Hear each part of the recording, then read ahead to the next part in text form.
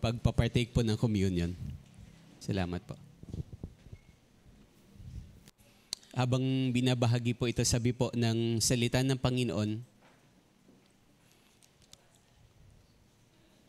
the book of 1 Corinthians chapter 11.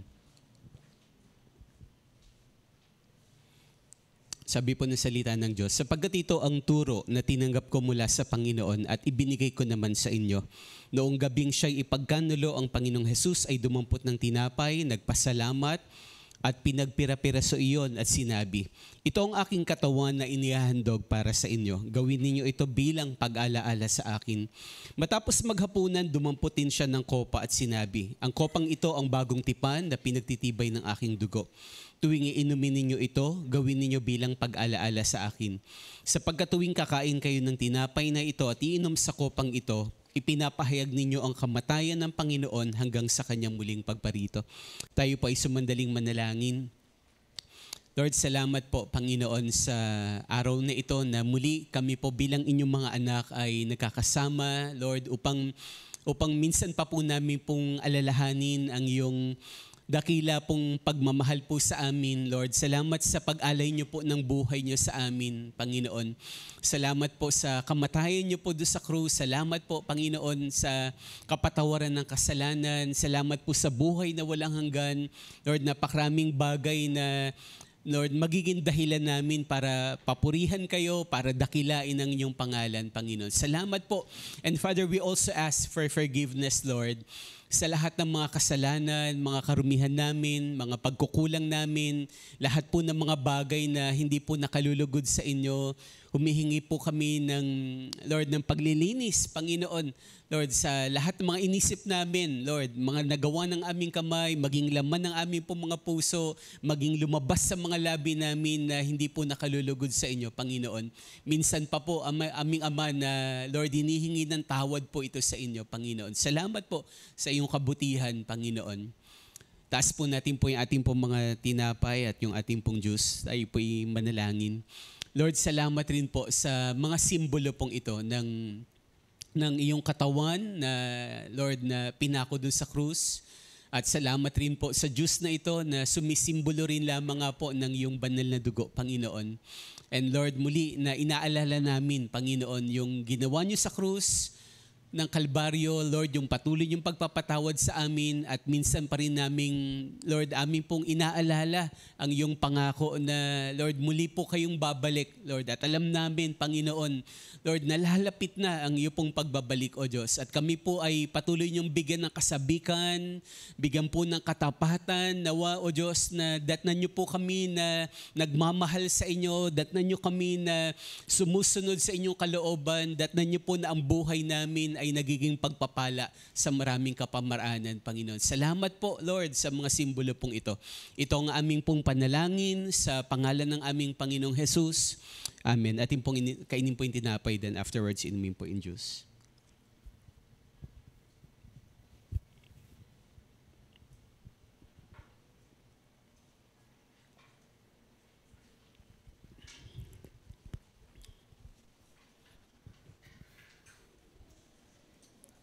Amen. Sige po, mariho tayong umupo sa mandali.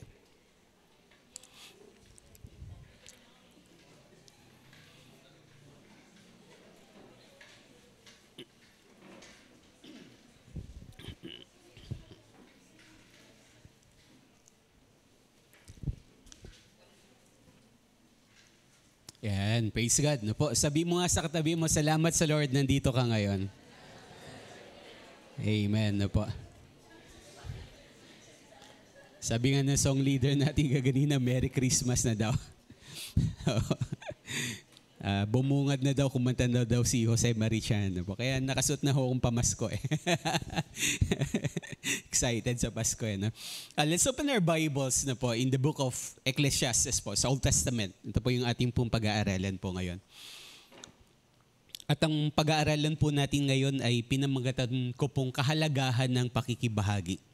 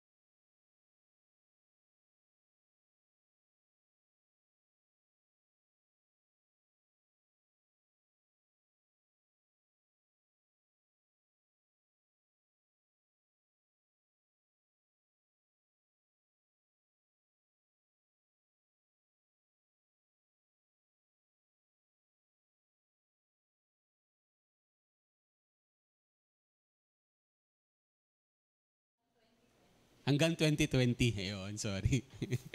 Okay. Yung ngayon hindi pa ho kasama. Okay, pero ang alam ko ay yung lahat ng mga life coaches noong 2023, kakausapin ho nila kayo mamaya after po ng service. Okay po? Lahat mga life coaches yung napag-meetingan ho last time, pakikausap nyo ho lahat ng participants. Lahat ng CGR graduates, Nalilitaw ko, CGR graduates ng 2023 dahil may mahalaga ho silang ipapaalala po sa inyo. Okay po. Wag mo kayong mag-alala, hindi po yun yung utang nyo sa booklet. Kasama na daw, Kasama na daw po. Okay. Let's open our Bibles. May mga halaga pa hubang announcement. Wala naman na po. No, yun lang. May meeting po mamaya. Lahat ng graduate ng 2018 hanggang 2020. After lunch po yun. Alauna. Mari ho kayo umuwi. Then balik na lang po kayo afterwards. Then lahat ng graduates ng 2023, kakausapin ho kayo ng life coaches niyo po mamaya. Okay, let's open our Bibles in the book of Ecclesiastes chapter 4 from verses 9 to 12. So kahalagahan ng pakikibahagi. Yan po yung pag-aaralan po natin ngayon. Tayo po ay minsan pa pong yumuko at manalangin sa Panginoon. Atin pong idulog yung pag-aaral natin ng salita ng Diyos. Lord, salamat Panginoon sa minsan pa po na pagkakataon na kami po ay sama-sama na makakapag-aral ng iyong salita. Father, continually prepare our hearts, Lord, sa mga nais niyong sabihin, ipaalala, ituro sa amin. At patuloy po na bigyan mo kami ng puso na, Lord, palagi pong nauuhaw at nagugutom sa salita niyo po, Panginoon. And Lord, we ask for the help of your Holy Spirit, Lord. Dahil alam namin na kung hindi nyo kami sasamahan, Lord, mababaliwala, Panginoon, ang lahat ng ginagawa namin. Dahil, Lord, tunay po that it's not by might, it's not by power, but it's by your Holy Spirit alone, Lord. Gaya ng sabi mo po sa Biblia. That's why we pray and ask for the power of your Holy Spirit, Lord, to manifest sa aming pong pag-aaral. We pray for anointing, we pray for discernment, we pray for wisdom coming from you, Lord. At magministeryo po kayo sa amin. Kaming lahat na nandito ngayon, maging sila po na patuloy po na nanonood ng gawain po dito, Panginoon, sa may kawayan. Salamat, Lord. We also extend our blessings sa kanila. And Lord, salamat sa authority na binigay niyo sa amin. That's why we come against any principalities, any works of the enemy, lahat po ng mga tukso, mga kasinungalingan ng kaaway, ay patuloy po namin na tinataboy ito. Any negative thoughts and any negative emotions coming from the enemy, Lord, winawaksin namin po ito, Panginoon. At dinideklara namin ang katagumpayan, ang kapangyarihan niyo, O Diyos, ang siyang aming malaya pong maranasan. At abutin niyo po kami. Ano man po yung aming kalalagayan ngayon, ano man po yung mga pinagdaraanan, mga gumugulo sa aming pong isipan, kabigatan ng aming pong damdamin. Father, supernaturally, Lord, we pray na ang iyong special touch ay maranasan po namin sa araw po na ito. Salamat po, O Diyos. Salamat. Kayo po yung magturo. Kayo po yung marinig namin at makita namin sa araw pong ito. Ito ang aming pong panalangin sa pangalan ng aming Panginoong Jesus. Amen. Amen. Sige po, malakas na palakpak po para po sa Panginoon.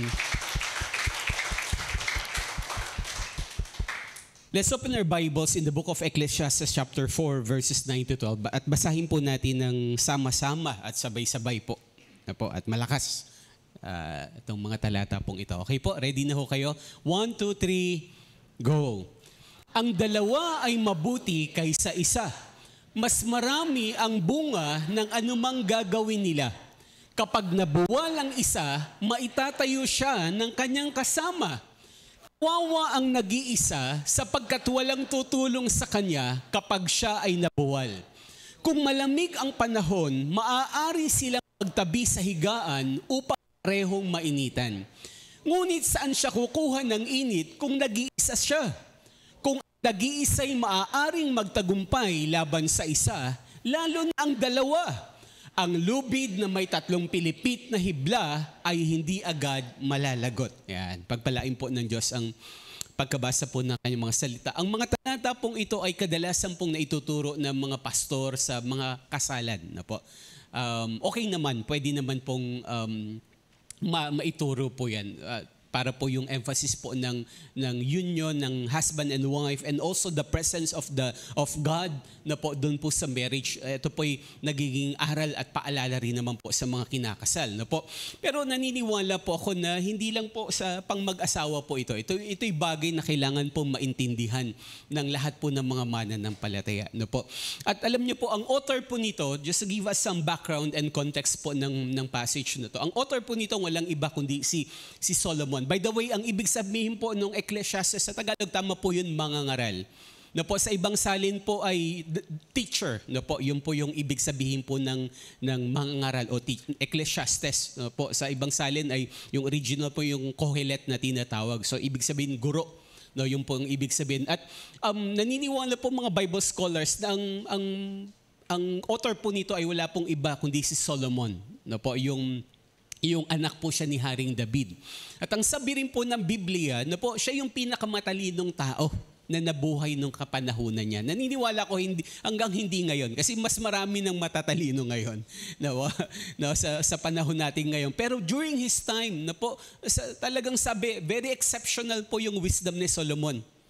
Naintindihan no ba? Wala pong kaparis yung karunungan niya. Wala pang internet, wala pang technology na kasing ganda ngayon, wala pang computer, pero sobrang husay niya na. Talagang pagka inaral mo ang Bible, sabi ng Bible, hindi lang siya architect, hindi lang siya engineer, hindi lang siya botanist, talagang sobrang dami niyang alam, na to the point na ang mga iba't ibang hari at reyna sa paligid niyang bansa ay pumupunta sa kanya para makinig at tumingin ng payo.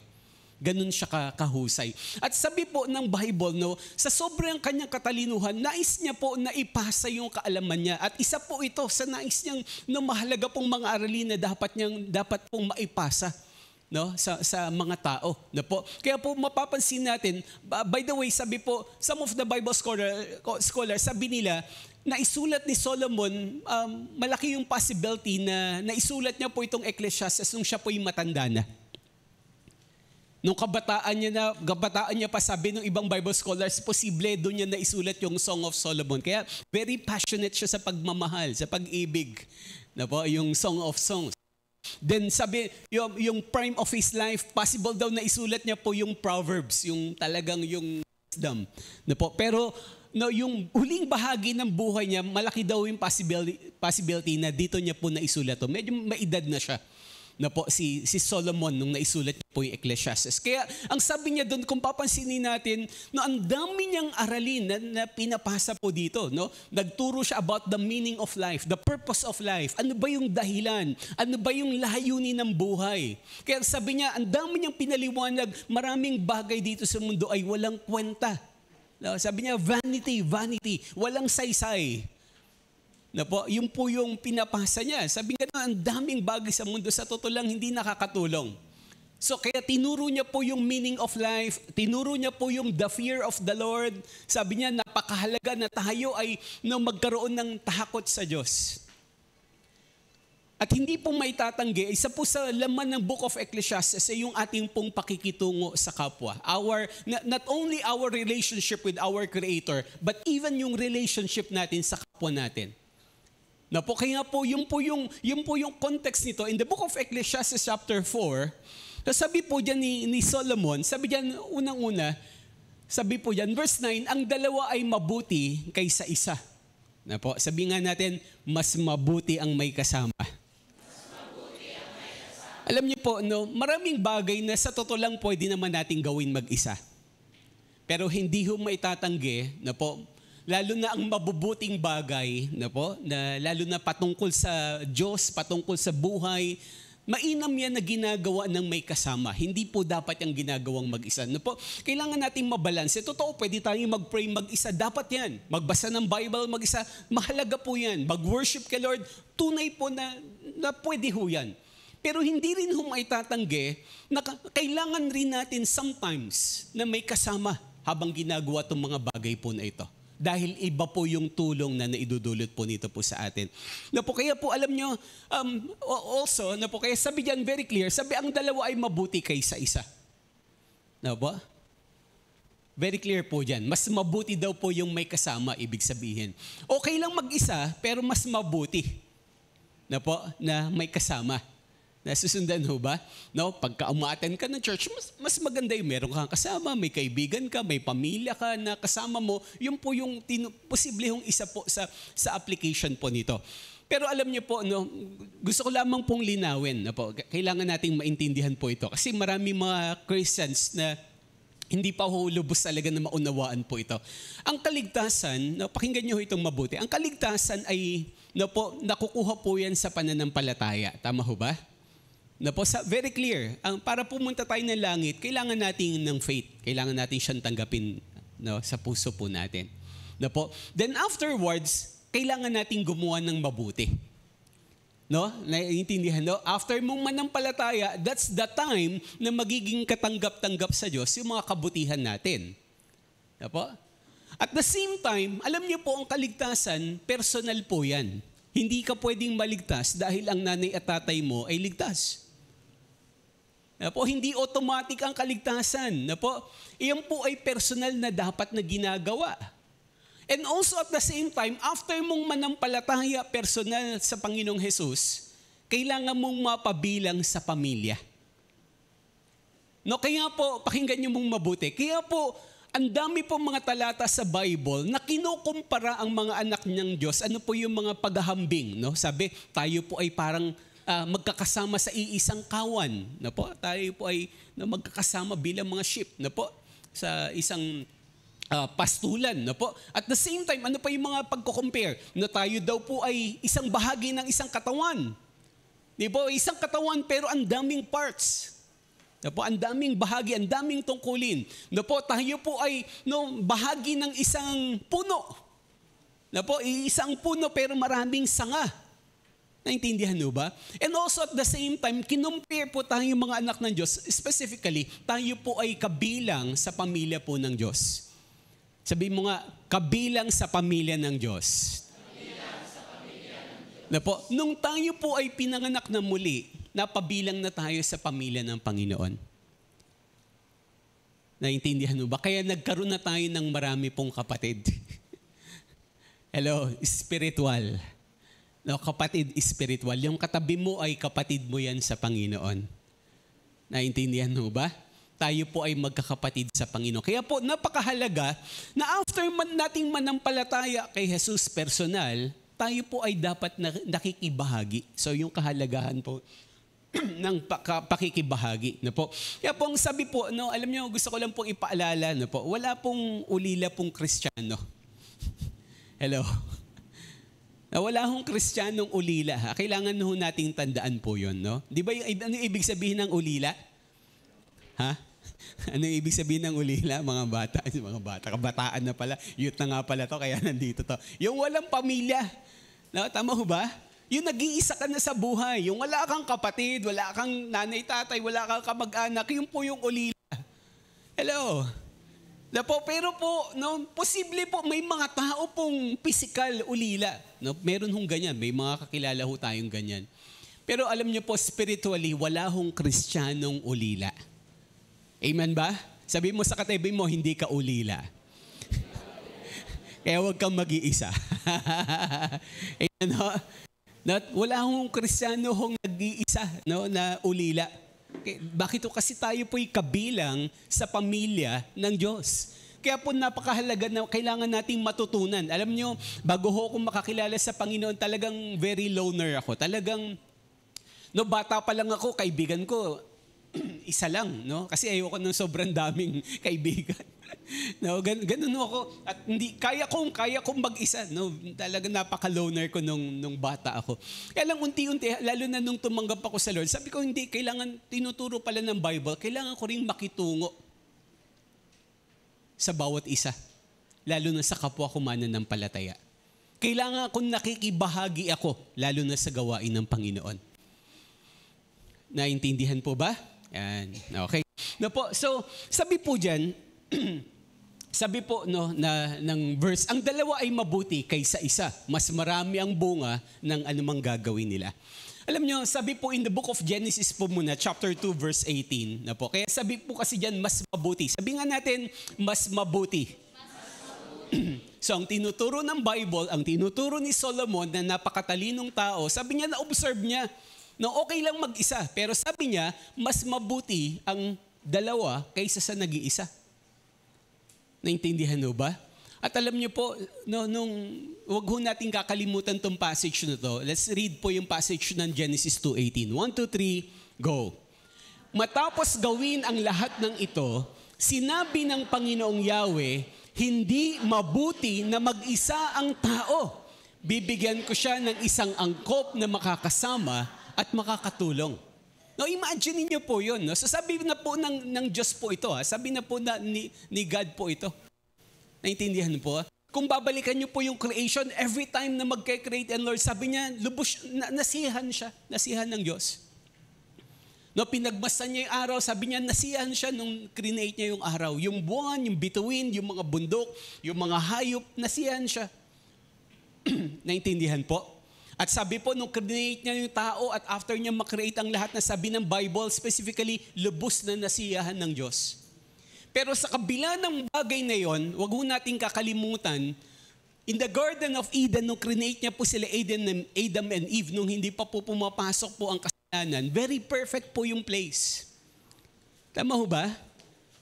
Very perfect po. Wala pa pong damo, wala pa pong mga tinik, hindi nila kailangan magtrabaho. Lahat provided ng God. Kasi wala pang kasalanan. Pero in the midst of perfection, sabi po ng Bible, sabi po dyan, hindi mabuti na mag-isa ang tao. Naintindihan mo ba? Sabi mo mismo ng Diyos, hindi mabuti na nag-iisa. Kaya sabi mo sa katabi mo, kapatid, huwag kang mag-iisa palagi. No. Naintindihan mo ba? Kasi there are times na sa totoo lang may mga Kristiyano na talagang mas pinipiling mag-isa, di ba, mag-solo. Tama ho ba? Lalo na kapag may problema, may mga pagsubok sa buhay. Tama ho ba? Bang sinasarili yung mga bagay-bagay, di ba? Nandun nila sa kwarto, ni ayaw lumabas ng kwarto, di ba? Magbibilang ng lamok, magbibilang ng ipis, di ba? Hanggang sa kung ano-ano na yung sinasabi. Tama ho ba? Hello? Naintindihan po? Hindi ho kasi mabuti. Sabi na ho ng Bible, wala pang kasalanan, very perfect pa yung place. Sabi niya, hindi mabuti na nag-iisang tao, lalo na ang mga anak ng Diyos. Kasi create tayo ng Lord, dinigtas tayo ng Lord para mapabilang sa isang pamilya. Kailangan natin pong nakikisama at nakikibahagi sa isa't isa. Yun po yung sabi po dyan ng talata. No po? Kaya po alam niyo po, let's continue reading po yung Ecclesiastes chapter 4. Verses 9 to 12. So sabi po dyan, na diniscuss po dito yung mga benepisyo po ng may kasama. Na po? So napakalino naman sa totoo lang, di natin kailangan i-outline po ito kasi very clear po dito. Sabi po in verse 10, sabi mo na verse 9, ang dalawa ay mabuti kaysa isa. Mas marami ang bunga ng anumang gagawin nila. So in short, ibig sabihin, kapag may kasama ka, sabi, mas productive ka. Tama ho ba? Sabi, mas marami ang bunga. Kaya alam nyo, na-discover po or na-invento po yung tinatawag pong synergy or synergism. Na po, sabi nila, sa mga company na babanggit ito, kaya po, di ba, madalas sa mga in-interview, marunong ka bang makisama? Di ba? No? Team player ka ba? Di ba? Palaging ganyan niya. Kasi minsan, kahit na anong galing mo, anong talino mo, anong husay mo, pag hindi ka marunong makisama sa trabaho, parang hindi ka nagiging effective. Sa totoo lang, nakakabigat ka pa sa ginagawa. Naintindihan po. Kaya po, na-develop po nila yung word na synergy or synergism. Nasabi nila, ang ibig sabihin po nito, yung 1 plus 1 equals 3. Na supposed to be, ang 1 plus 1, 2 lang. Pero kapag ka ikaw ay marunong makisama, marunong kang makiayon doon po sa gawain, sa layunin ng isang samahan, yung 1 plus 1 nagiging 3. Na po, at alam nyo, ang the best example po nito, alam nyo kahit po ang nature, di ba? Ang ibang creation, alam to eh. Na po, kaya lang, sa totoo lang yung mga tao, nahuhuli tayo. Kaya alam nyo, one of the best example po ng synergy ay yung paglipad po ng mga migratory birds. Di ba? Yung mga flying, di ba? Flying geese o flying, mga wild ducks. Di ba? Yung mga, basta di ba minsan, di ba, mapansin mo to, di ba? Yung lumilipad ng mga ibon, hindi yung mga maya, hindi yung mga, sometimes yung mga kalapati rin. Pero most of the times yung mga wild ducks po ito, yung migratory birds. Yung kapag taglamig na sa isang lugar, maglilipad yan ng sama-sama. Pupunta yan sa isang lugar na kung saan na makakakain sila, makakahanap sila ng pagkain. Nagma-migrate sila. Diba? At anong mapapansin nyo ho? Diba lumilipad sila ng korteng letter? No? Letter, anong letter? Oh, B as in boy. Hindi. Letter V as in victory. Tama. Oh, very good po. Di ba letter V? Di ba yung parang eroplano? Naintindihan mo ba? Kasi alam niyo po, na nung pinag-aaralan po ng mga scientists ito, sabi nila, no, 70% ng energy nila na pe-preserve nila. Imaginein mo yung nape-preserve na energy kapag sila ay lumilipad ng magkakasama. Naintindihan no? Kaysa lumilipid sila na mag-isa. No, mas nakaka-save ng energy kapag anumang bagay ginagawa mo ng may katulong o may kasama. Yun po yung sinasabi na synergy. Naintindihan po? Kaya tama po yung kasabihan. Hindi ko alam kung Chinese or African proverb na sabi nung kasabihin nito, if you want to run fast, run alone. But if you want to run farther, run together. Sa Tagalog, kung gusto mong tumakbo ng matulin, tumakbo kang mag-isa. Pero kung gusto mong tumakbo ng malayo, tumakbo ka ng may kasama. Amen ho? Nasusundan ho ba? Sabi mo tanong mo katabi mo, samahan mo ba ako, kapatid? Hindi mo ba ako iiwan? Naintindihan no? Nasusundan po. Alam nyo, ganun po. Kaya po tama yung kasabihan na ang Kristyanismo, hindi po ito pabilisan, sa totoo lang. Ang pagiging mananampalataya ni Kristo ay patagalan po ito, patatagan po ito. Na po, hindi yung tatakbo ka ng matulin, then eventually pagod ka na, susuko ka na. Hindi ho ganun. Hindi ho ganun ang Kristyanismo. Ang Kristyanismo po ay patatagan, patagalan po ng takbuhin sa buhay. Na po, hindi ho tayo tatagal bilang Kristiyano ng nag-iisa. Huwag niyo hong kakalimutan po yan. Hindi ho kayo tatagal sa relasyon sa Lord kung palagi kayo nag-iisa. Lalo na nag-iisa spiritual. Lalo na kung ilalayo mo ang iyong sarili sa kapwa mo mananampalataya. Na po? Kaya po dapat bilang mga anak ng Diyos, kung totoo tayong anak ng Diyos, inilalapit natin yung sarili natin sa ating mga kapatid sa Panginoon. Kaya po ganun kahalaga ang pag-attend ng church, ganun kahalaga ang pag-attend ng mga Bible studies, ganun kahalaga yung pag-attend ng mga prayer meeting. Naintindihan po? No, ganun ho kahalaga ho yun. Po, dahil ito po yung mga bagay na to yung magpapatagal sa'yo sa pagtakbo bilang Kristiyano. Na po, yun po yung sabi po dyan, mas marami ang bunga ng anumang gagawin nila. Na po, wag ho natin kakalimutan po yan. Kaya po, alam nyo yung mga matatalinong tao, yung totoong matatalinong tao, sa totoo lang hindi yan nag-iisa. Yes, there are times nagsosolayan para mag-isip. Pero no, kailangan niya ng kasama na kapwa matatalino. Tingnan mo katabi mo, mukha bang matalino? Sabi mo sa kanya, kailangan mo rin ako. Alam nyo, no, totoo ito. No? Yung mga scientists, example na ito si Thomas Edison. Alam nyo, di ba si Thomas Edison na naka-imbento ng unang pong bombilya? Di ba? At ang dami niyang na-imbento. Na po, alam nyo, sabi po ng kanya pong talahaan ng kanyang buhay, meron siyang grupo na kung saan once or twice a week, nagmi-meet sila doon. Kasama niyang, sa totoo lang, hindi lahat naman ng invention niya galing lang sa kanya. Sa totoo lang, galing to sa ilang ibang kapwa niya, scientist rin, na siya yung nag-develop. Na po, siya yung nakadiscover, siya po yung nakapagpahusay.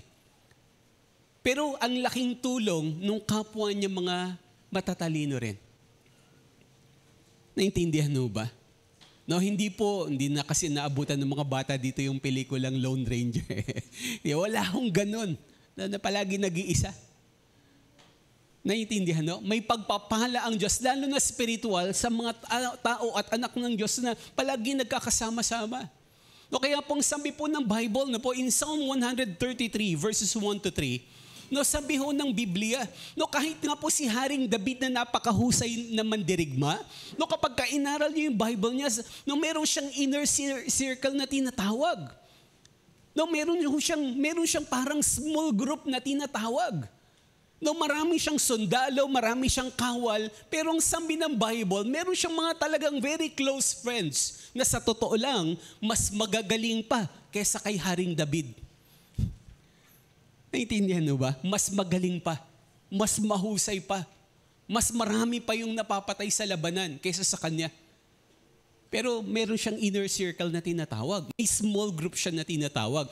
No, kaya po alam nyo, talagang may pagpapala ang Diyos. Sabi ng Bible, napakaligaya at kahanga-hanga sa ating pangmasid ang nagkakaisa. Sabi nga natin, nagkakaisa. Sabihin natin, laging sama-sama.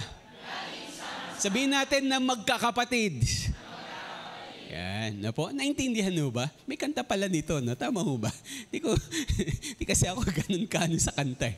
No, ito ho yung Bible, no? Sabi, ang saya, ang sarap pagmasdan. Na po, sa paningin, sabi diyan kahanga-hanga. No, yung mga anak ng Diyos na nagkakaisa at laging sama-sama. Na po? So kapag tayo po ay naintindihan natin yung may sakit ka, yung may trabaho ka, pero yung bang kung ikaw ay nasa bahay ka rin lang naman, wala ka namang ginagawa, di ba? Tapos ina-isolate mo yung sarili mo sa kapatid mo sa Panginoon, ay medyo kabaliktaran po doon. So nakakalungkot. Nakakainis. No, hindi magandang patingnan. No? Yung palaging nag-iisang mananampalataya. Naintindihan mo ba? No, kaya po, going back sa Ecclesiastes chapter 4, sabi po dyan, sabi po, mas mabuti ang dalawa kaysa sa nag-iisa.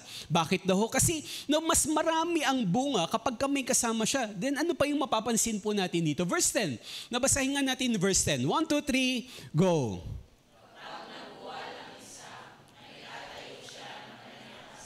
Yan, ulitin natin. Verse 10 ulit, sorry. Na mas malakas. 1, 2, 3, go. Kapag nabuwal ang isa, maitatayo siya ng kanyang kasama. Kawawa ang nag-iisa sapagkat walang tutulong sa kanya kapag siya ay nabuwal.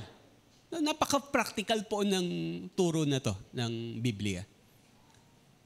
Naintindihan mo ba? Alam nyo, hindi ho natin alam kung kailan tayo mabubuwal, kung kailan tayo madudulas. Wala hong tao, di ba? Literal na lang. Pag-usapan mo na literal.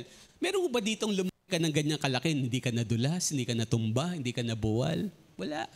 No, bata ka pa lang, naglalakad ka pa lang, di ba? Ilang tumbling ka siguro, ilang gulong ka siguro, ilang sugat siguro sa tuhod yung inahabot mo nung nagpa-practice ka pa lang maglakad.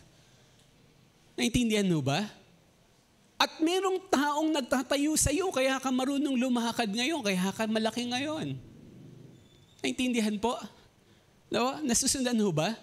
At spiritually, ganun rin. Hindi ho natin alam. Maraming bagay sa mundo ang pwede hong magpatumba sa atin, ang pwede hong magpabuwal sa atin. Pero ang sabi ng Bible, kawawa ka naman kung walang tutulong at magtatayo sa iyo. Kapag nabuwal ka. Kasi hindi lahat ng pagkakataon malakas ka. Hindi lahat ng pagkakataon nakatayo tayo. Naintindihan mo ba? Marami hong magpapahina sa atin. Marami hong magpapadula sa atin. Marami hong magpapatumba sa atin. Sana wag, pero yan yung reality. Walang exempted ho dito. Naintindihan mo ba? Kaya kawawa. Sabi ng Bible, kawawa ka kapag ka nag-iisa ka, natumba ka, walang magtatayo sa'yo. Kaya kailangan mo ng kasama. Naintindihan mo ba? Nasusundan po. Kaya alam nyo, mga kapatid, minsan nakakalungkot po, di ba isa ho yan, no? Isa ho yan sa nakakalungkot na bahagi ng buhay na kapag ka dami mo ng problema, hindi mo na kaya, hindi mag-pray, hindi mo kaya, tapos walang taong dadamay sa'yo, walang taong magpe-pray sa'yo. Naintindihan mo ba? Kaya alam nyo, isang bagay, alam nyo kung bakit ako hanggang ngayon ay mananampalataya pa ng Lord at naglilingkuran pa kay Lord. Ang isa sa sikretong natutunan ko, kailangan kong isiksik ang sarili ko sa gawain ng Panginoon. Kailangan kong isiksik ang sarili ko sa mga taong kapwa ko mananampalataya. Because the moment na lumayo ako sa kapwa ko mananampalataya, the moment na unti-unti na manghihina lalo yung faith ko, mas madali ako manghihina, mas madali ako mapapagod, mas madali ako matutumba ng kaaway. Naintindihan po? Nasusundan ho ba? Alam niyo, bang inaaral ko to, no? Totoo yung reality, hindi lahat tayo malakas. Tama ho ba? Nagkakasakit rin tayo. Alam mo, natatandaan ko yung story sa Bible, di ba? Yung sa New Testament, in the book of Mark, na wala na ho dyan. Di ko alam kung nasama ho ba. Okay lang kung wala sa bahay yun na lang. Mark chapter 2. Di ba nung nagpagaling ang Lord ng taong paralitiko? Na marami siyang pinagaling na paralyzed, na paralitiko. Pero very exceptional yung story na yun. Bakit? Kasi yung pinagaling na paralitiko, meron siyang kasamang kaibigan. Sabi ng Bible, may 4 siyang kaibigan. No, hindi niya kayang tumayo mag-isa. Bakit? May sakit nga siya eh. Hello? Tapos ang problema pa, nung saan na bahay na nagtuturo si Jesus, sabi ng Bible, ang daming tao. Kaya ang ginawa nitong 4 na magkakaibigan na to, abang lakas ng loob. No, binakbak yung bubong. Biro mo, imaginein mo, sinira intentionally yung bubong. Para lang ihulog yung kaibigan nila sa tapat ng Panginoon at para gumaling. Alam niyo, napakasarap isipin na magkaroon ng ganong klaseng kaibigan. Hello? Naintindihan mo ba? Yung mga panahong para kang paralitiko at hindi ka na makakilos, talagang literal hindi ka makagalaw, pero may mga kaibigan ka na alam mo, maaasahan mo, ilalapit ka sa Diyos. Gagawin ang lahat ng paraan para idaloy ng Lord yung kagalingan sa'yo. Sige nga po, kung nandito yung kaibigan mo nagsama sa iyo sa Panginoon, pwede bang tapikin mo siya at sabihin mo salamat, kapatid, salamat. Na po? Kasi totoo naman ho talaga yun. Tama ho ba? Na may mga tao talagang ginamit ang Lord. Kung bakit tayo nandito ngayon. Tama ho ba? At yan po yung mga hindi mo lang kapatid sa Panginoon, kundi maituturing mong talagang kaibigan rin. Totoong kaibigan yan. Kasi yun yung totoong kaibigan, dadaling ka sa tama, dadaling ka sa Diyos. Tutulong ka sa panahon ng hindi mo kayang tumayo mag-isa. Gagawin ng lahat ng paraan para somehow ikaw ay talagang maranasan mo rin yung tulong at biyaya ng Lord. Pero yung linalayo ka sa Diyos, dinadala ka sa mali, hindi mo totoong kaibigan yan. Naintindihan mo? Isang pagpapala ho yan, di ba? Yung po yung napakagandang story po dito nasa Bible, di ba? Na, sarap magkaroon ng ganong klaseng kaibigan. Naintindihan mo? Alam niyo, kailangan ho nating magdasal ng mga taong ganyan. At naniniwala ako, meron ho dito niyan sa church. Na po, meron hong kapwa mo mananampalataya na ibibigay ang Lord sa iyo. Kailangan mo rin lang naman talagang buksan ng sarili mo sa kanila. Kailangan mo rin hindi lumayo lang talaga sa kanila. Kailangan mo lang talaga mag-take ng effort. Kaya mga kapatid, hindi na ho tayo Katoliko. Hindi na tayo Roman Catholic para kasi nasanay tayo sa dati nating pananampalataya, tama ho ba? Na para bang masabi lang na pupunta ka na simbahan, pupunta ka doon, then after ng mesa, uwi ka na agad. Ni wala kang nakausap, ni wala kang nakakwentuhan. Tama ho ba? Ni wala kang napag-sharean ng problema mo. Ni wala kang napagsabihin, pagdasal mo naman ako, encourage mo naman ako. Baka may word ang Lord sa'yo. Hanggang ngayon, posibleng dinadala pa rin natin. Di ba? Hindi ho ganun ang disenyo ho ng Biblia. Mamaya, papakita ho natin po yung disenyo ho ng Bible bilang magkakapatid sa Panginoon. Naintindihan ho ba? Hello? Pwede ba sabihin mo nga sa katabi mo, kapatid, kaya mo yan? Sabi mo sa kanya, wag kang susuko. Baka hindi mo alam, baka... Kaya yan nandito ngayon kasi ang dami ng problema, ang dami na hong kabigatan. Tama ho ba? Baka nalilito na. Na po? Na yung simpleng topic mo magbibigay ng encouragement sa kanya. Na po? So, yun po yung tinutukoy po dito ng Bible. Ano po yung benepisyo? Na po? May magtatayo sa iyo kapag nabuwal ka. Na po? Kaya nga ho, no? Sabi nga po, no, nandun ho pala. Ayan, sabi po dyan, basahin na natin. Sorry na sama ko ho pala. Mark chapter 2 verse 5. 1, 2, 3, go. Nang makita ni Jesus kung gaano kalaki ang kanilang pananampalataya, sinabi niya sa paralitiko, "Anak, pinatawad na ang mga kasalanan mo." No, napakaganda. Sabi ho ng Bible, no? Sinabi ng Bible, hindi sinabi ng Biblia na nang makita ni Jesus ang pananampalataya ng paralitiko.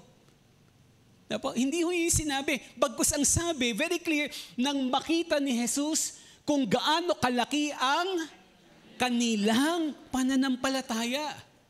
Kasama yung pananampalataya ng kaapat na magkakaibigan na nagdala sa kanilang may sakit na dabarkads.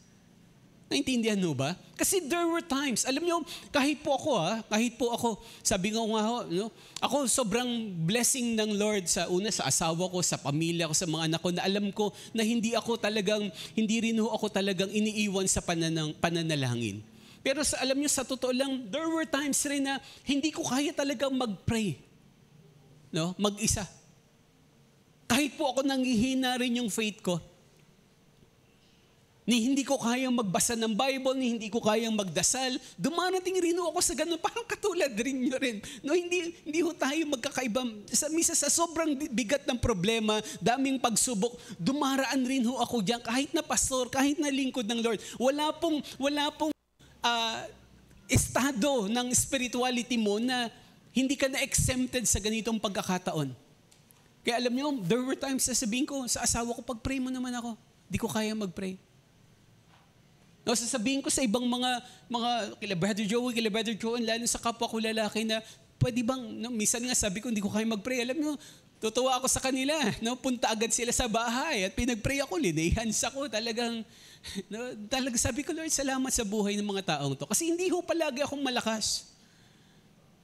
Naintindihan mo ba? Hindi ko lang matandaan, merong nag-share nga dito yung parang image na yung may pasan-pasan na kahoy, di ba? Tapos naglalakad sila magkakaibigan. Hindi ko alam kung sino yung nag-share nun dito.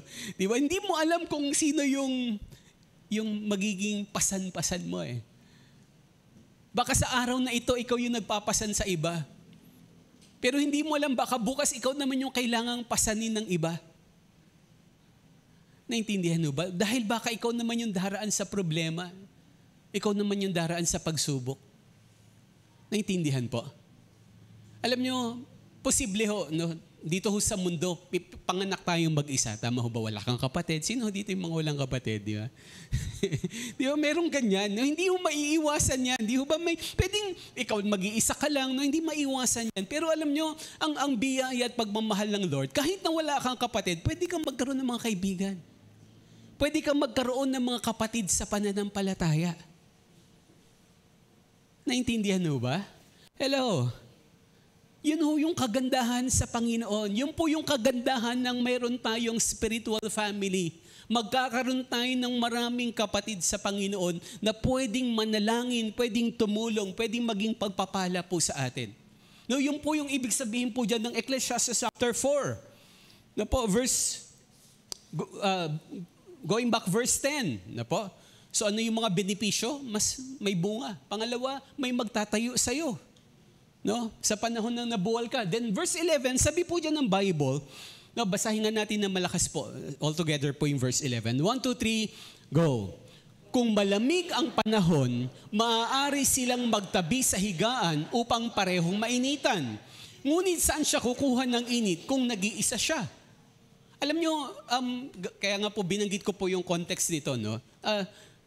Si Haring Solomon, nung sinulat niya to, may edad na siya. No, parang, sorry po sa mga tsahin ko, di ba? Alam naman natin, di ba? Kapag ka nagkakaedad ka na, magginawing ka na. Tama mo ba? Di ba? Hindi ka naman, di ba? Hindi ka na makaligo nang walang mainit na tubig, di ba? Amen daw, hindi daw. Ewan ko. Di ba? May mga ganun lalo na yung nagkakaedad na, no? Mga tsahin ko na 90 na, 90 plus na, talagang ginawi na, no? Hindi na makaligo nang walang mainit na tubig. No, wag kang tatawa-tawa dyan kabataan na, tatanda ka rin ha. Tatanda rin kayo. Naintindihan mo ba? Di ba sa gabi, di ba? Pagka matutulog, no, ikaw init na init ka, sila naka-jacket, naka-medyas pa, naka-pajama pa, nakakumot pa yan. Di ba? Parang tataka ka. Na, yun ho talaga yung literal na nangyayari eh. Talagang nagiging malamigin. No po kayo, si Solomon, ito ho yung panahon niya. Alam niya ho ito eh. Kaya sabi niya, lalo na yung mga hari during their time, di ba na talagang meron niyang katabi sa higaan. Bakit? Hindi pa naman uso dati yung mga talagang makakapal na mga kumot at mga magpapainit, di ba literal na ano. Wala pa hong ganun eh. Talagang minamaximize po yung init ng katawan ng kapwa-tao during that time. Yun po yun. Kaya wag ho kayo may misinterpret po dyan. Ha? So yun po yung sabi po dito. So si Solomon, nung matanda na siya, literal talagang meron siyang katabi sa pagtulog para bakit giniginaw siya eh. Naintindihan po. At alam niyo, spiritually, gaya rin nung nababanggit na rin natin, hindi lahat palagi tayong mainit kay Lord. Tama ho ba? Hindi ho palagi na yung ating faith mataas palagi. Yung ating prayer life ay palaging ayos. Hindi ho palagi. Pero ilan ho sa atin dito yung, di ba may time parang nawawalan kang ganang mag-pray, mag-devotion, lalo na mag-worship kay Lord. Di ho ba?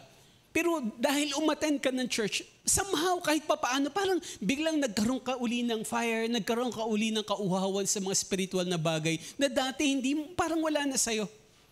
Kaya ganun kahalaga na po. Lalo na, kasi kaya dinisenyo tayo ng Lord bilang isang katawan. Bakit? Kasi hindi mo alam, yung katabi mo, yung gift niya ay magiging pagpapala sa'yo. At the same time, yung gift na mayroon ka, magiging pagpapala naman sa iba. Naintindihan mo ba? Hello? Ako talagang hindi ko pinagpala ng Diyos sa pagkanta lalo na sa pagsayaw Hindi ko talent yan Maiinis kayo sa akin pagka kumanta ako at sumayaw ako Kaya hindi ko talagang naiintindihan mo ba? Pero totoo, di ba kapag merong taong kumanta dito, nagiging blessing, di ba? Nagiging pagpapala. Nakahit na hindi ka marunong sumayaw, parang gusto mo na rin sumayaw, di ba? Tama ho ba? And there were times, di ba, yung mga inaawit dito, pag uwi mo ng bahay, dala-dala mo yung kanta. Nasusundan po? Bakit? Kasi gift nila to naging pagpapala sila sa'yo Ganun ho dinisenyo ng Lord and Church. Kaya kailangan ho nating makibahagi sa gawain ng Panginoon. Naintindihan ho ba? Na po? Ito ho yung magpapanatili ng apoy ng pananampalataya ho natin sa Diyos. Ako, alam niyo, palagi kong tinatandaan. Sabi ko nga sa accountability, sabi ko, ang isa po sa palagi kong panalangin, sabi ko, Lord, tulungan mo kung wag pong manlalamig yung faith ko sa'yo. Yan po yung pinagdadasal ko talaga. Sabi ko, Lord, tulungan mo akong gumawa ka ng marami kapamaraanan para hindi ako manlamig sa pananampalataya. Naintindihan mo ba? Kasi alam nyo, sabi ho ng Bible, ang isa ho sa palatandaan ng pagdating ng Lord, maraming tatalikod sa faith Maraming manlalamig, sabi, sa pananampalataya. Naintindihan mo ba? Yung parable of the 10 virgins nga, di ba? Lahat naman yung 10 nasa church.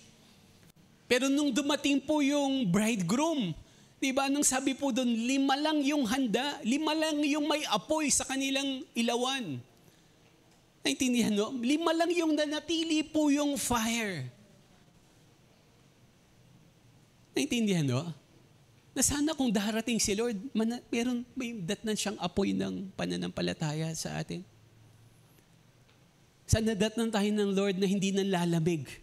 Sana datnan tayo ng Panginoon na nag-iinit pa rin yung ating pagmamahal sa Diyos. Dapo, yun po yung one of the lessons na tinuturo yan. Alam nyo, naalala ko rin po dito yung book of Exodus chapter 17, yung story ho sa Bible, sa Old Testament. Diba? Ako mangha-mangha ako doon na salamat. Sabi ko, Lord, salamat. Sinama ng Lord yung story na yon na totoong nangyari kay Moises. Naalala yung Exodus 17, di ba? Di ba kung saan ang mga Israelita po ay nagkaroon ng kalaban. Tama ho ba? At ang sabi ng Diyos kay Moises, tawagin mo si Joshua. At sabi, pumili ka ng ilang mga mandirigma at makipaglaban kayo. Tama, natatandaan ninyo na story? Tapos anong ginawa ni Moses? Umakyat siya sa burol. Diba? Umakyat siya sa isang mataas na lugar. Tama ho? At anong sabi ho ng Bible? No? Habang nakataas yung kamay at yung tungkod ni Moises, ang sabi ng Bible, nananalo sila. Pero siyempre after ilang oras na nakataas, nangawit rin si Moises at ang napansin nila habang bumababa yung kamay ni Moises, natatalo naman yung mga Israelita. Kaya anong ginawa ni Aaron and Hur? Diba sabi ng Bible, kumuha muna sila ng ng bato. Ayan. Titingnan ko lang kung nakikinig kayo Naanto ka na Kumuha sila ng bato. Tama mo ba? At sabi, pinaupo nila si Moises doon. Tama ho? Pinaupo nila at inalalayan nila yung kamay ni Moises. Sabi ko, very amazing ang Lord para magturo siya ng mga lessons. Naintindihan mo ba? Kasi pwede namang sabihin lang ng Diyos, sige na, pwede ngang sa isang igla, patayin lang ni Lord yung mga kalaban niya at ginawa niya yon sa ilang pagkakataon. Tama ho? Pero makikita natin dun sa story yung importance na may mga taong umaalalay sa'yo, may mga taong sumusuporta sa'yo, may mga taong nag-a-assist sa'yo, may mga taong pagkangawit ka na. Diba? Ahawak pa rin ang kamay mo para na natiling nakataas yung tungkod mo. Tama ho ba? At pinagtagumpay sila ng Lord. Kaya ang sabi nung story, kaya tinawag nila na lugar na yun, for the Lord is my banner. Ang Diyos ang aking tagumpay. Ang Diyos ang aking watawat. Nasusundan po? No, mapapagod ho tayo. No po? Pero, alam nyo, kaya po, yun yung sabi ng Bible, kaya kailangan, merong mga tao na talagang magtutulong sa atin para po manatili po yung ating pong initang pagmamahal sa Lord.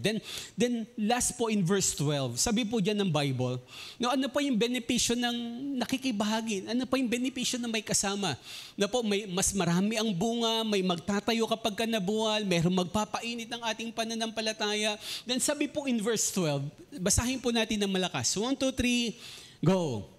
Kung ang nag-iisa'y maaaring magtagumpay laban sa isa, lalo na ang dalawa, ang lubid na may 3 pilipit na hibla ay hindi agad malalagot.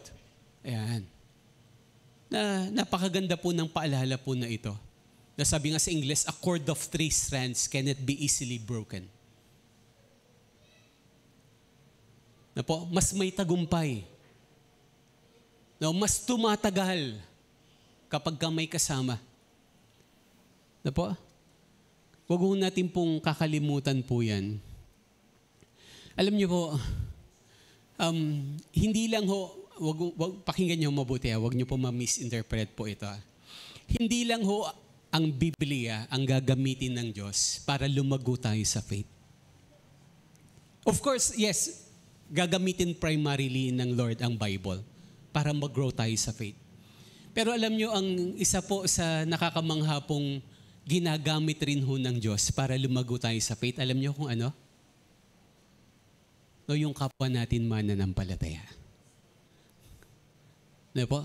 Diyan kayo matututo kung paano totoong magmahal. Alam niyo, magbibigay ako ng confession. Nung bago ako ikasal, ang tingin ko sa sarili ko, ako yung pinakamabait na tao sa buong mundo.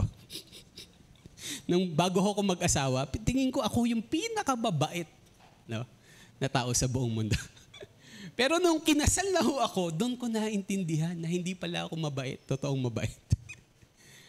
Nagbabago yung definition ng kabaitan. Kasi di ba, parang ganun kung nag-iisa ka lang, akala mo tama na lahat ng ginagawa mo. Pero kapag may kasama ka na, doon mo nakikita na hindi pala tama hindi pala enough yung sa tingin mo tama. Kaya kailangan mong magbago, kailangan mong mag-adjust. Naintindihan, Di ba another example, di ba? Yung kalinisan, di ba? Sa bahay, kalinisan, kaayusan.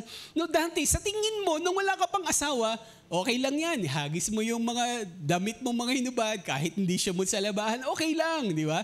Pero nung mag-asawa ka na, hindi na pwede. Hindi ganyan yung totoong malinis, hindi yung ganyan yung totoong maayos. Nagbabago yung definition. Susundan po. Alam niyo, ganun, even po sa ating pong paglagong spiritual, even po yung ating pong maging kawangis ng Panginoon, hindi mo yan ma-attain sa sarili mo lang. Kasi gagamitin ng Lord ang katabi mo. Sabi mo nga sa katabi mo, gagamitin ka ni Lord. para sa akin. Naintindihan mo ba?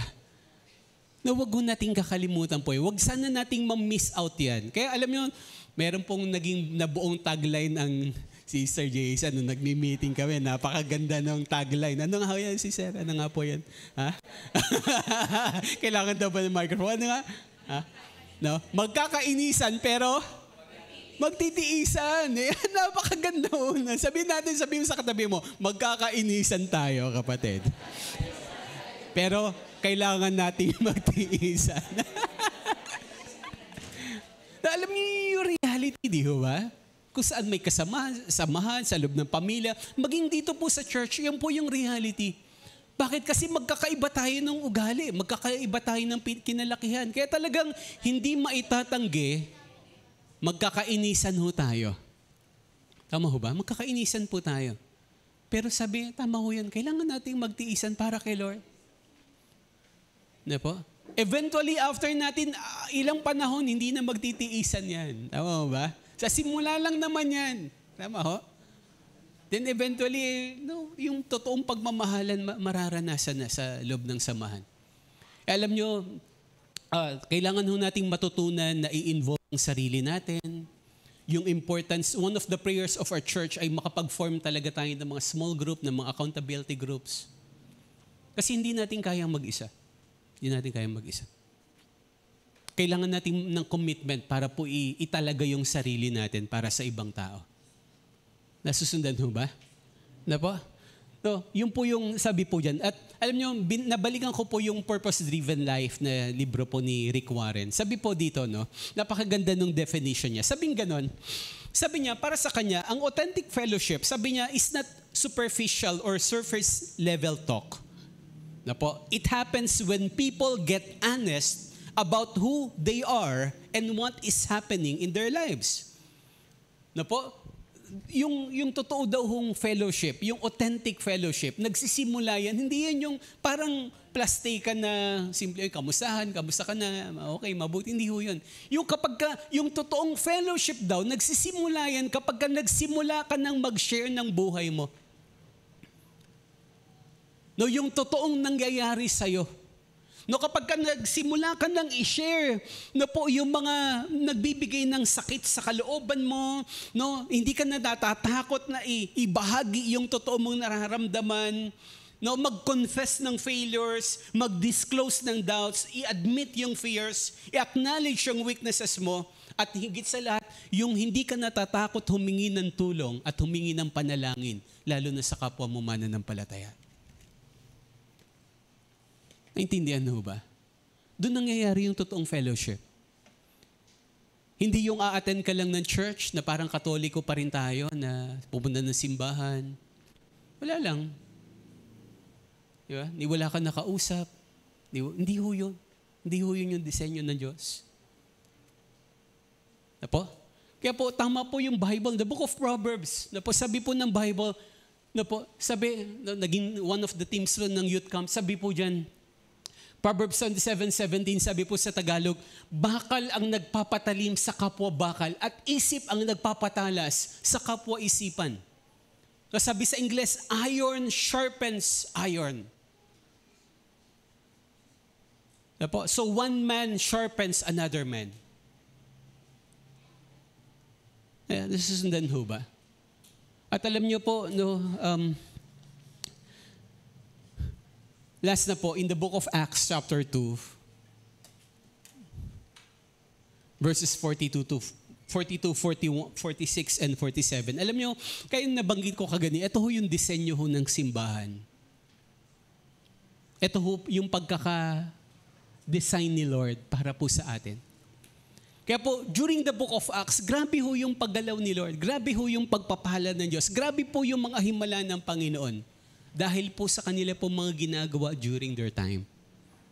Ang daming naboborn again. Sabi ng Bible, araw-araw ay may mga taong nakakakilala at sumasampalataya sa Diyos. Normal lang sa kanila yung pagpapagaling na may sakit. Normal lang yung mga answered prayer during their time. Bakit? Kasi may sikreto silang ginagawa. Na naniniwala ko, it's high time for the church na ibalik uli. Masyado na hong lumihis, masyado na hong lumayo ang mga simbahan sa panahon natin ngayon. Sa unang ginagawa ng mga naunang mananampalataya. Naintindihan mo ba? Kaya po sabi po verse 42, let's read together ng malakas po. 1, 2, 3, go! Inilaan nila ang kanilang mga sarili upang matuto sa turo ng mga apostol. Magsama-sama bilang magkakapatid. Magsalo-salo sa pagkain ng tinapay at manalangin. Araw-araw, sila'y nagkakatipon sa templo at nagpipira-piraso ng tinapay sa kanilang mga tahanan na masaya at may malinis na kalooban. Nagpupuri sila sa Diyos at kinalulugdan sila ng lahat ng tao at bawat araw ay idinaragdag sa kanila ng Panginoon ang mga naliligtas. Grabe ho yung ginagawa ng mga early believers. No, hindi sila nagre-reklamo. Ano ba naman yan? Kakatapos lang ng CGR, may panibago na naman. Ano ba naman yan? Wala na akong pahinga. Ano ba naman yan? Ano po? Alam niyo, going back na po, verse 42, balikan ho natin isa. Sabi diyan, no, inilaan nila ang kanilang sarili upang matuto sa turo ng mga apostol. Talagang very dedicated sila sa pag-aaral ng salita ng Lord. Malamang lahat ng Bible study pinupuntahan nila. Na po? Sabi ho dyan, na po, magsama-sama bilang magkakapatid at magsalo-salo sa pagkain ng tinapay. Kaya napakahalaga, no? Kahit yung simpleng fellowship, no? By the way, the word membership or fellowship, sa totoo lang, originally, ang unang gumamit yan ng Christianity talaga. The word membership. Ang Kristyanismo ang unang gumamit. Kaya lang, masyado lang naging secular na. Naintindihan mo ba? So alam niyo po, sabi yan, yung simple lang na salo-salo sa pagkain, ay nagiging pagpapala ho yan kung minsan. Kaya sabi yan, sila'y magkakasama sa pagkain, magkakasama sa pananalangin. So sama-sama silang kumakain physical, kumakain rin sila sama-samang spiritual. Naintindihan po? Then, go next po, verse 46, sabi yan, basahin nga uli natin malakas. 1, 2, 3, go! Araw-araw sila'y nagkakatipon sa templo at nagpipira-piraso ng tinapay sa kanilang mga tahanan na masaya at may malinis na kalooban. Na po, so sabi ho dyan, tuwing kailan? Araw-araw. Wala nang labahan daw. Wala nag-aay. No. Pero literal ho yan, mga kapatid. Literal ho yan. Hindi ho yan exaggeration. Hindi yan exaggeration. Sabi sila nga halos araw-araw. Grabe yung kauhawan nila. Alam nyo, yung totoong, ilan ho sa palatandaan ng tao pong pinanganganak na muli o naboborn again at nagiging anak ng Diyos, nagkakaroon ho yan ng kauhawan sa mga spiritual na bagay. At meron ho yung pananabik na makasama yung kapwa niya kapatid sa Panginoon. Pero kung wala, very doubtful. May question po. Ayaw nating manghusga pero po may katanungan. Kung totoo ba yung pagtanggap? Naintindihan mo ba? Kasi yan ho yung tinuturo ng Bible. Na po? Hindi ko naman nasabi, sige, araw-araw na tayo, huwag na kayong magtrabaho. Wala, hindi naman gano'n. Naintindihan mo ba? Ang kahalagahan lang dito, yung ating commitment and dedication na kapag may gawain ng Lord, sana pilitin nating i-priority po yan. Nasusundan ho ba? Kaya sabihan, sila'y nagkakatipon sa templo. So nasa church na sila, and after pa doon, nagpipira-pirasan ng tinapay sa kanilang mga tahanan. So imagine mo sila. Laman na ng church, laman pa ng mga bahay-bahay. Alam nyo, ganun na lang ho tayo i-promote yung ating pong service, yung ating pong fellowship, mga prayer meetings, even po yung mga Bible study sa bahay-bahay, ganun ho yan kahalaga. Meron nung paggalaw po ang Diyos. Kaya sabihan, masaya sila at may malinis na kalooban. Then last, verse 47, sabihan, nagpupuri sila sa Diyos at kinalulugdan sila ng lahat ng tao. Because of their testimony. Nagiging pagpapala sila. At sabi ho dyan, at bawat araw ay Bawat araw ay Amen. Ang dami hong naboborn again. Ang dami hong kusa hong lumalapit sa Panginoon at tumatanggap sa Lord ng may pananampalataya. Kasi ito yung sikreto nila eh. Opo? Kaya marami hong church, parang ano ba yan? Si Red na sabi, may bago ba? Wala. Parang walang nadadagdag sa membership, walang naboborn again. Kaya it's high time. I believe it's a wake-up call for us. It's high time for us to go back sa principles ng mga unang mga mananampalataya ng Lord. At ang bawat isa sa atin, kailangan nating making kabahagi po nito. Naintindihan mo ba? Sabi mo sa katabi mo, makibahagi tayo, kapatid. Sabi mo sa kanya, huwag mong ilalayo ang sarili mo. Amen po. Pwede ho bang tumayo tayong lahat ngayon? Pwede bang palakpakan natin minsan pang Lord? Amen. And let's ask the worship team, pwede bang mawit pa tayo sa Panginoon bago ho tayong manalangin? Amen.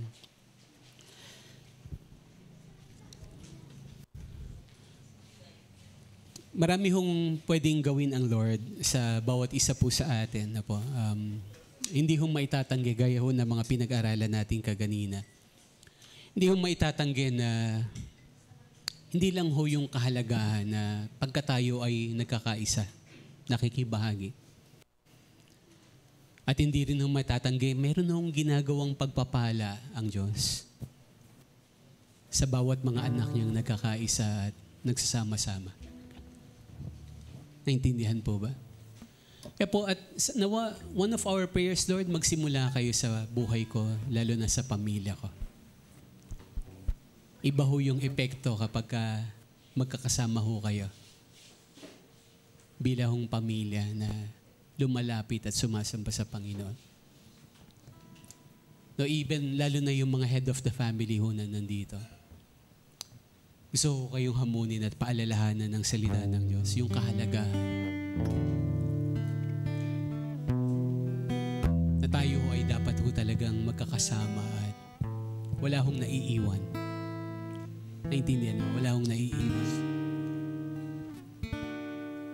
Na po, wala ho dapat maiiwan ng miyembro ng pamilya natin sa paglapit kay Lord. Hindi ho masaya na pupunta ka ng langit as yung mahal mo sa buhay ay hindi mo makakasama sa langit balang araw. It's high time for us na, Lord, gamitin mo yung buhay ko. Unahin mong pagtibayin yung commitment ko sa'yo, lalo na sa mga bagay na patungkol sa'yo. Naintindihan mo ba? Pwede bang umawi tayo sa Lord? Pwede bang awitan natin? Napakaganda po nung mensahe po na awitin natin. Gawin natin itong panalangin sa Panginoon. Hallelujah, Jesus. We worship you, God. We honor you, Lord. Father, we give you praise. Hallelujah. Holy Spirit, we welcome you, God. Hallelujah. Purihin po kayo, sambahin kayo. Hallelujah.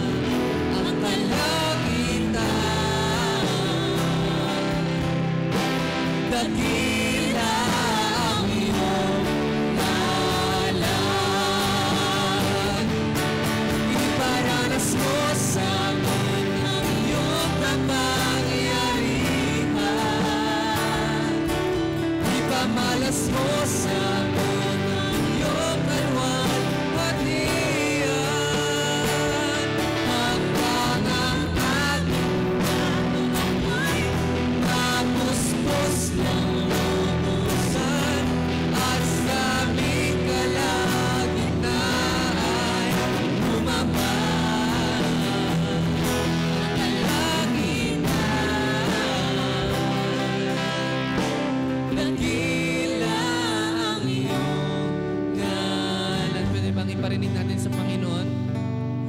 Iparanas mo sa amin ang iyong kapangyarihan. Ipamalas mo sa amin ang iyong kalwalhatian. Hanggang ang aming kaluluwa'y mapuspos ng lubusan. At sa aming kalagitnaan ay bumaba ang kalangitan. Dakila ang iyong Sa uling pagkakataon, iparinig natin sa Panginoon. iparanas mo sa amin ang iyong kapangyarihan. Ipamalas mo sa amin ang iyong kalwalhatian. Hanggang ang aming kaluluwa'y mapuspos ng lubusan. At sa aming kalagitnaan ay bumaba ang kalangitan.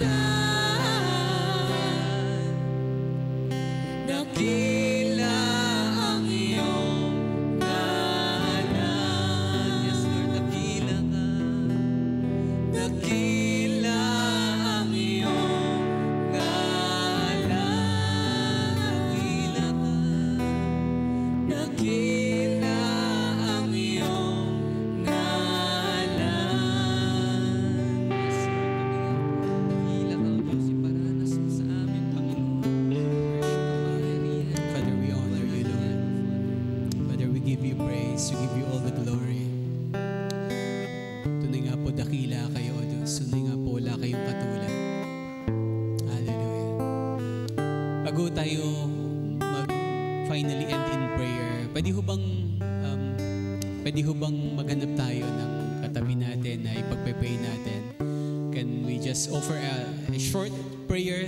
Let's pray for one another. Panalangin ho natin. Sige ho, ano man ho yung dinidil ng Lord sa atin na ipag-pray sa kanila. Sige ho, bilang magkakapatid sa Panginoon, tama ho yan. Even po mga kabataan, pwede ho bang magpanalanginan tayo? Wala hong nag-iisa na wala pong ipapanalangin. Sige po, after short prayer, i-bless niyo po yung katabi niyo at i-discern po natin kung ano man po yung dapat po nating pag-pray sa kanila.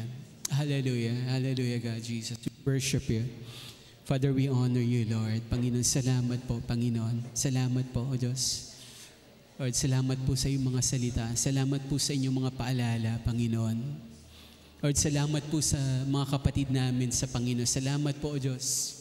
Salamat po sa buhay ng bawat isa. Lord, Panginoon, patuloy kami bilang iyong mga anak, bilang magkakapatid ay nagpapanalanginan, Panginoon. Lord, kayo yung nakakaalam ng mga pinagdaraanan, ng mga pagsubok, ng mga problema. Lord, pagpalain niyo po ang mga kapatid namin sa Panginoon. Palakasin niyo po sila. Lord, encourage them, God. Ano man po yung mga problema, mga pagsubok na posibleng kanilang kinakaharap ngayon, Lord, tutulungan niyo sila. Bibigyan ng karunungan. Lord, bibigyan po ng katagumpayan, O Diyos. Hallelujah. Salamat po, Lord. Salamat po. Father, we worship you. We honor you, God. We give you praise. Hallelujah. Hallelujah. Hallelujah, Lord. Hallelujah. Amen. Amen. Amen. Yes, God. Yes, Lord. Amen. Lord, salamat po sa church namin. Dahil po, tunay po na, Lord, sa simbahan pong ito, meron po kaming kapatid sa pananampalataya. And Father, continually remind us, God, na tulungan niyo po kaming wag pong lumayo, una sa inyo, maging lalo na po wag po kaming lalayo sa mga kapatid namin sa Panginoon, sa mga gawain ng Panginoon. And Father, we pray, God, na patuloy po, Ama, ang pagkakaisa, ang pagmamahalan, ay iparanas niyo po sa amin, lalo na po sa lugar pong ito, Panginoon. And Father, give us the desire, O God, na makibahagi, Lord, sa lahat ng mga gawain ng iglesia, sa mga Bible study, mga services, mga prayer meetings, even po sa mga small group or accountability groups, Lord, na aming pong bubuuhin sa simbahan pong ito. Aming masalamat po. Salamat po sa iyong mga salita. Salamat po sa kalakasan at pagpapala na pinagkaloob niyo po sa amin. Ito ang aming pong panalangin sa pangalan ng aming Panginoong Jesus. Amen, amen, amen.